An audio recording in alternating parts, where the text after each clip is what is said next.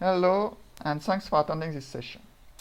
First of all, I'd like to thank the organizers for inviting me to talk about the analysis of C program with Pharmacy. I will start by briefly presenting the platform itself.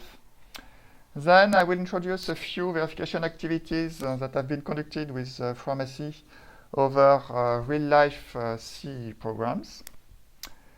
After that, I will mention a few technical challenges that one faces when analyzing C code, and conversely, what are the benefits in doing such an analysis as opposed to toy languages. Finally, I will conclude with a glimpse towards ongoing research activities that aimed at better integrating Pharmacy in the software development chain. So, at a glance, Pharmacy stands for Framework for Modular Analysis of C Code. Its development started more than 10 years ago at CList and INRIA, and it has been built upon the C Intermediate Language Library, CIL, initially developed at Berkeley. Nowadays, Pharmacy is primarily developed at CList with regular releases under the LGPL license with v23 released just at the end of June. Furthermore, together with Pharmacy, a formal specification language for C, Axel, has been designed. I will give a few words on it in a few slides. Finally, Pharmacy is meant to be easily extensible through the development of new plugins, where the idea is that plugins can interact with each other, notably by exchanging Axel formulas, in order to reach complex verification objectives. So in these slides, I mentioned the most important plugins of Pharmacy. I, of course, don't have time to describe them all. The main points are the three main verification plugins, namely EVA based on abstract interpretation, WP based on deductive verification, and EXL to perform runtime verification. There's also a part of Pharmacy dedicated to managing test suites. But we have also plugins that are dedicated to facilitate the expression of various kinds of properties and to go beyond what the base Axel language itself can offer. Finally, while Pharmacy is primarily dealing with sequential C programs, other frontends are available as plugins, and there's also some prototypes to deal with various forms of concurrency.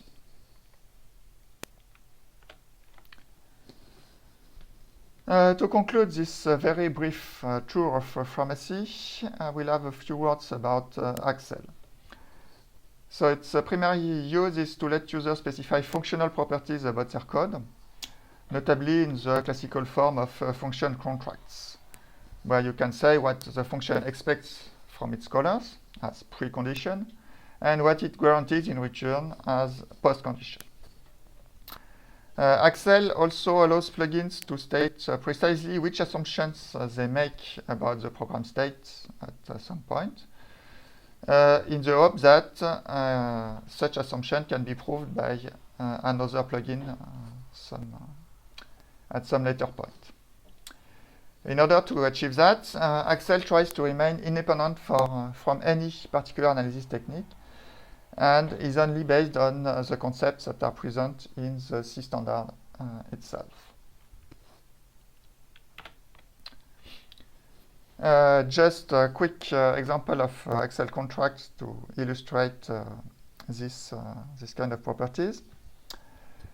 We have the function swap, which requires that its parameters must be two valid pointers, meaning that you can safely access their contents, and that they are separated from each other, meaning that they point to two disjoint parts of the memory.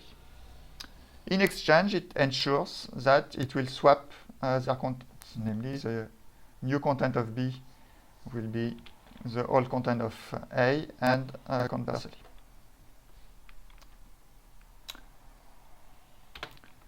So I will now present briefly various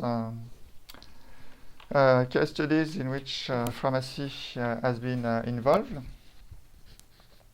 Actually, the development of the EVA plugin has been in large part funded through a long-term partnership with Électricité de France and Areva, now Framatome, where the main aim was to check the absence of potential runtime errors on code used in nuclear power plants, and also to minimize the number of false alarms that are emitted by the analyzer. So, false alarms are warnings that are due to the abstractions that are made by EVA, but in fact they cannot occur on concrete executions. Another important aspect of the developments were to ensure the scalability of the analyzer so that it can run in a few minutes over 100 kiloline of code base. Recently, the EVA plugin has also been used by ANSSI, the French National Agency for Cybersecurity, to prove the absence of runtime error on X509 parser, a component that is often the source of many vulnerabilities. The originality of the approach resided in the combination of EVA itself with the WP plugin to prove that the alarms, the remaining alarms emitted by EVA were indeed false alarms and not real bugs.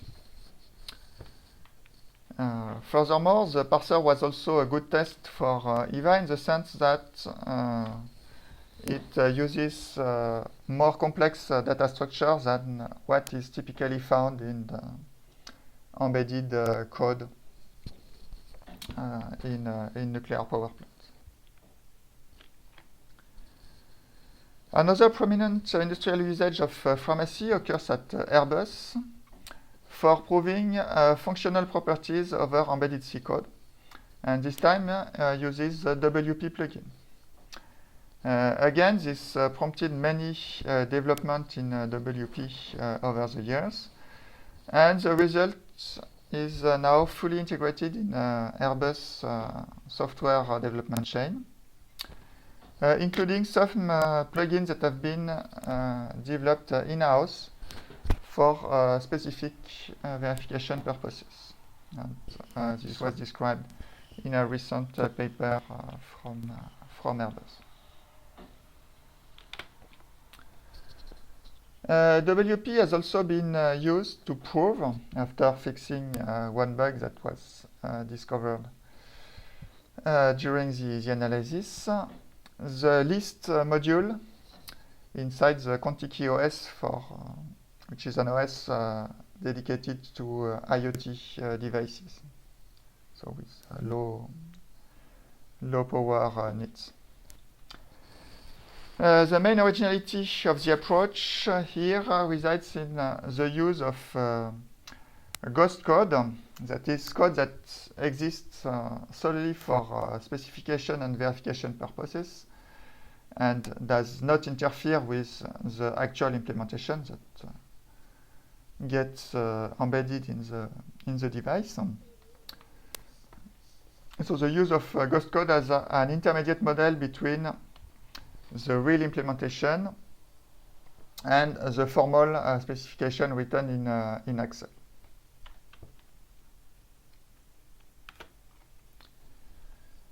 Last, Pharmacy is increasingly used to check some security properties as opposed to the safety ones that one targets traditionally in embedded code. And these security properties are often difficult to express, at least to express concisely with pure Accel notations. In this context, during his PhD, Virgil Robles has been developing the Metaccel plugin, which is dedicated to write properties whose verification entails putting Accel notations almost everywhere in the code, something which will be which won't be doable by hand. The Metaccel plugin instantiates these Accel annotations automatically so that verification can be performed by the traditional verification plugins, in particular WP or eAccel. The Metaccel plugin has been used over the bootloader of the Wookie secure USB storage device. And Virgil has been able to prove some integrity and confidentiality properties, among others, namely that the bootloader does not write on the databanks that hold the user data, and that it only reads what is needed to perform the early checks that the content of the USB key is still valid.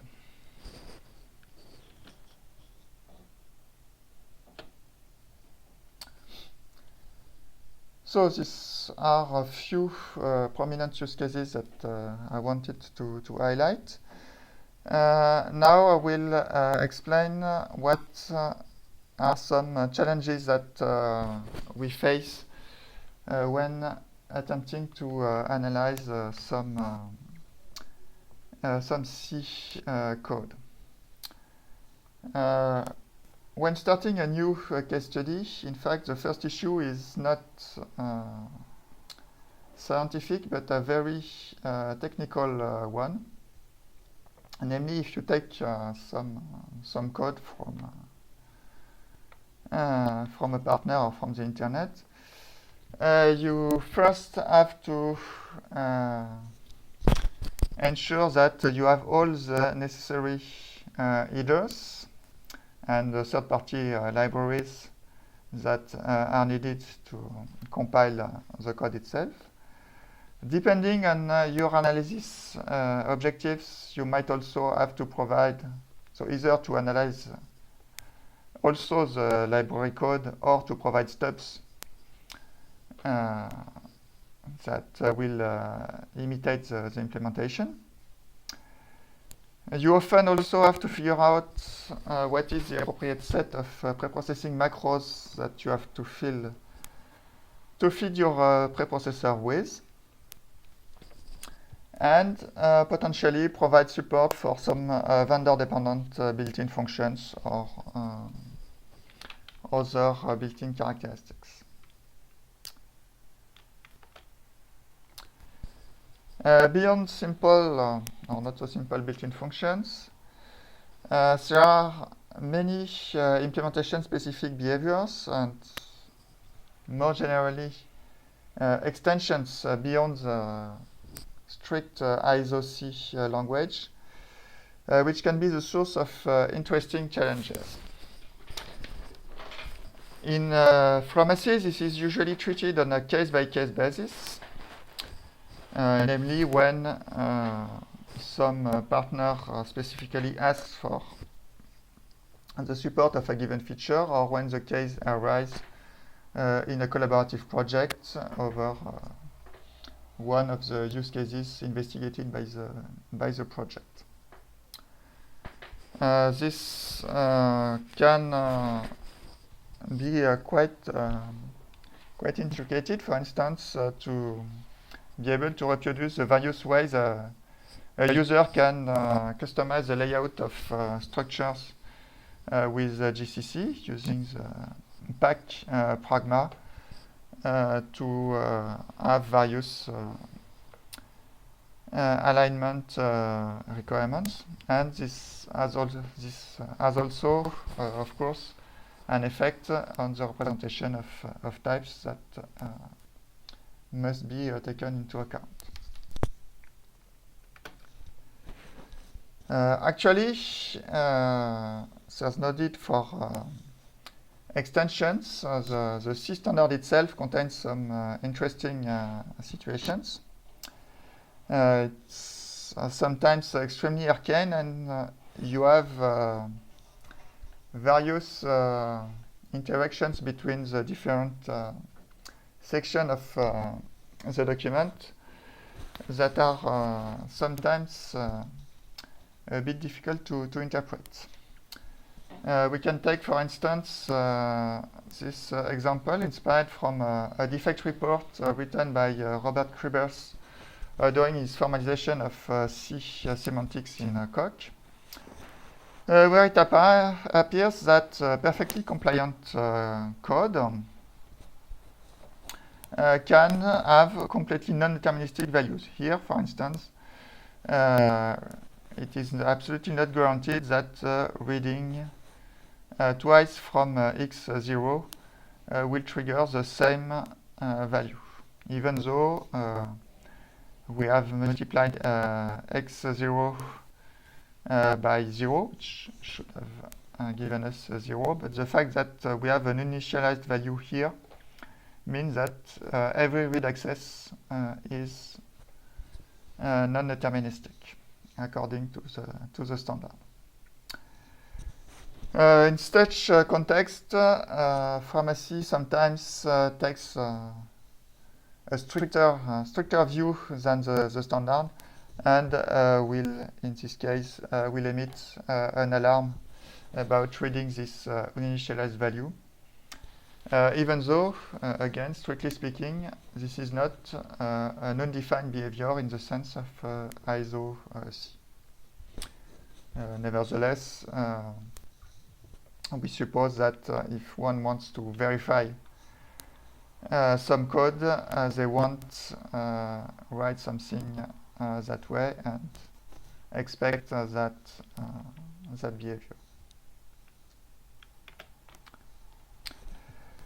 Finally, one of the biggest challenges when analyzing C programs lies, of course, in the fact that any object can be manipulated as a sequence of individual bytes, possibly with padding bytes that themselves have a quite peculiar status. In particular, they are never initialized with the structure itself.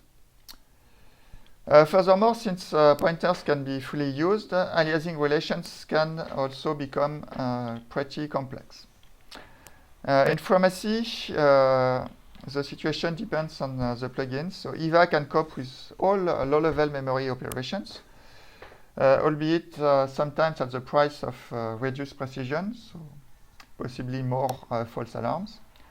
While WP will rely on a more abstract model and emit warning when the code is outside of the scope of what it supports. Now, there's quite some issues in supporting C. So what are the advantages we have to deal with all these problems? The first point is that we have a stable, well-described language. So we don't need to ask ourselves what is the set of features we would like to support in a made-up language. Furthermore, it's always possible to restrict a plugin to a subset of C, especially in the early stage of development. We know what unsupported cases are, and we can add them progressively, especially working on more ambitious case studies during the development. Another interesting aspect of addressing C is that there are plenty of potential use cases. You just have to go to GitHub and find some C code. There's also quite a few specific C code repositories, notably the Juliet test suite from the NIST. Of course, to avoid dealing with the parsing issues mentioned before, there's a companion repository to Framacy, open source case studies, which hosts a set of curated use cases which can be readily analyzed by Framacy. As a side note, it's also very useful for finding new exercises when teaching. And finally, and probably the most important point, is that it's pretty much the only way to have an example of a bigger size to work on the scalability of the analyzer.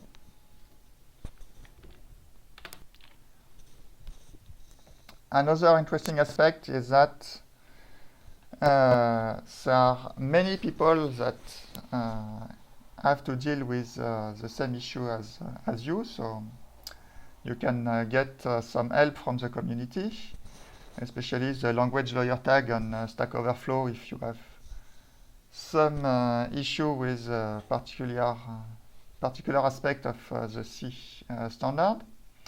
There's also plenty of tools that exist and one can leverage. In particular, as I mentioned, Framacy is rooted on the SEAL intermediate language library. Nowadays, of course, there's Clang and other tools such as the common the compilation database to allow resolving parsing issues, LSP protocol to display analysis results on IDE, and so on. But probably the most important benefit of addressing a mainstream language such as C is that it makes it quite easy to find partners to work on collaborative projects. First, because we directly have a common ground with anyone who knows C, which means quite a lot of computer scientists and developers. And in fact, as a research institute, CList is committed to do applied research, so working on a concrete problem. So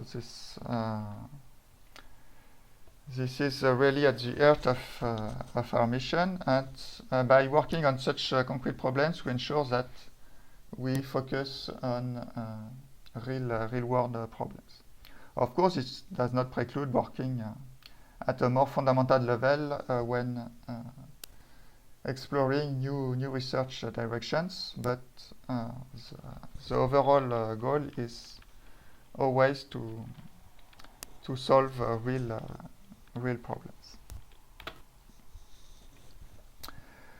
Finally, I would like to highlight two projects that aim at expanding a bit the usage of Framacy. The first one is a European project, Decoder, which is in its last year, and where the goal is to provide a unified platform for storing all kinds of documents on a given software project. From a pharmacy-centric point of view, we aim at using that to extract, using natural language processing techniques, information from commands and documentation of the code, and use that to help users write formal specifications from that in order to have them verified by pharmacy. The Leia project is funded as part of the French Grand Défi Cyber and is just started. And here the work will be first to leverage the results of Decoder, and second to enhance the scalability of the analyzers, and more importantly, the reuse of results over small code changes in order to better integrate pharmacy in continuous integration settings. So to conclude, I would say that pharmacy is a robust and mature framework for specifying and verifying properties of C code, both for safety and security analysis. And it works on real-world use cases. Still, there are many areas for enhancing the analyzers and providing new kind of properties to verify. For that, it's very important for us to be able to work on really concrete use cases to steer development in appropriate directions, and for that we welcome collaborations. So this concludes what I wanted to say today. I thank you for your attention, and of course feel free to ask questions.